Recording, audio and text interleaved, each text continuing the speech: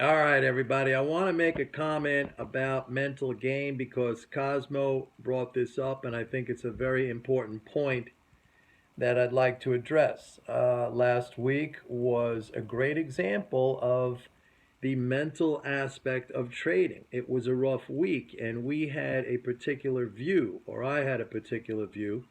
And those of you who have been following or subscribing to MMT and following the forecast and the outlook in that report, and maybe have some of those positions on, you were caught up in the action that wasn't very favorable to us last week. But 2 points I want to make here. First of all, if you have been listening to my comments about mental game, and I've said many times that the mental game is the key to success in trading.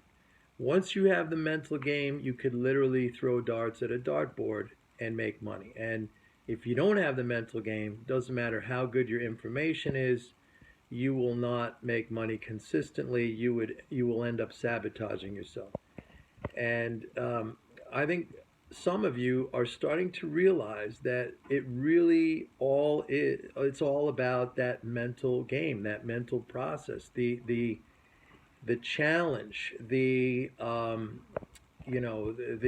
competition is against yourself. It's not against the market, and the market will constantly expose you to varying degrees of emotion, which it's very important for you to try to control. Now, in my Forex course, I get very deep into the whole aspect of the mental game. And by the way, if you haven't purchased a Forex course, it's definitely worth it at $250. It's 25 hours of Forex instruction, mental game, market composition, MMT, all the things I teach. Okay, and you can get that at my website, www.pitbulleconomics.com. You just click on the tab that says courses, okay? The special offer Forex course for 250. Anyway, in that course, I give exercises and techniques for you to help you develop the mental game.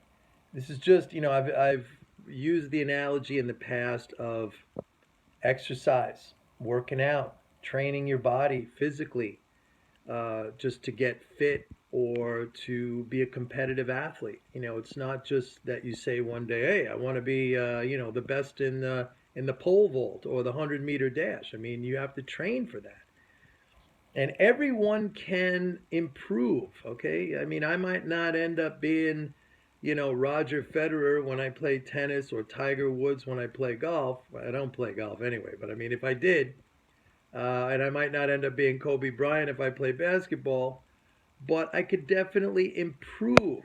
Everyone has the capacity to improve.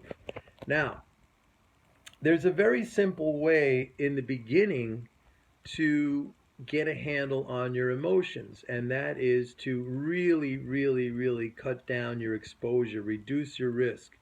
Don't forget, we are trading in a macroeconomic strategy.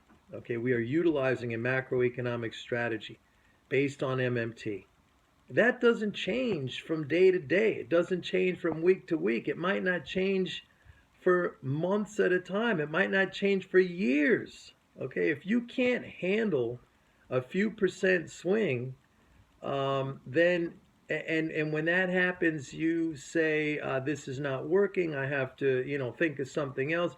That puts you right back on the road to self sabotage. So the easiest way to start to deal with that, to get in the frame of mind of longer term thinking. And by the way, I'll just have you know that most of my forex trades are, they could be a day, a couple of days. The bad trades that I got to work out of, they might take weeks. But like I said, the market accepts time as payment.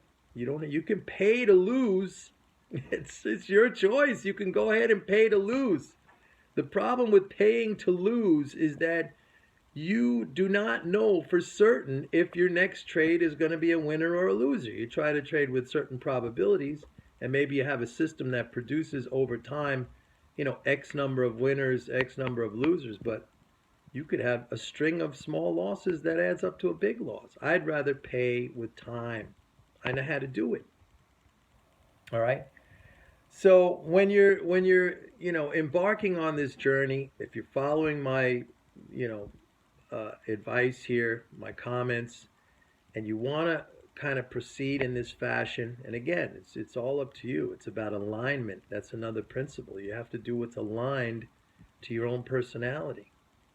But if you want to continue, then I would say, at least in the beginning, take your risk way, way down. Put on positions so that if you have big fluctuations, as long as the fundamentals, the macro stuff that we're looking at stays on track, that's your stop out. I mean, if those conditions change, that's your stop out. Not because it breaks a line or a moving average crosses over or takes out a low from yesterday or the last week or the last month or the last 3 months. That's meaningless. That doesn't mean anything. If people were able to predict the future based on the price action, come on, we'd all own the world in a month. Get real. You need to control yourself. You need to at least take the exposure down in the beginning till you develop some confidence and some trust. Trust is another one of my behavioral traits. It's the PADDT system. Patience, alignment, detachment, discipline, and trust. Get the Forex course. You'll learn about it.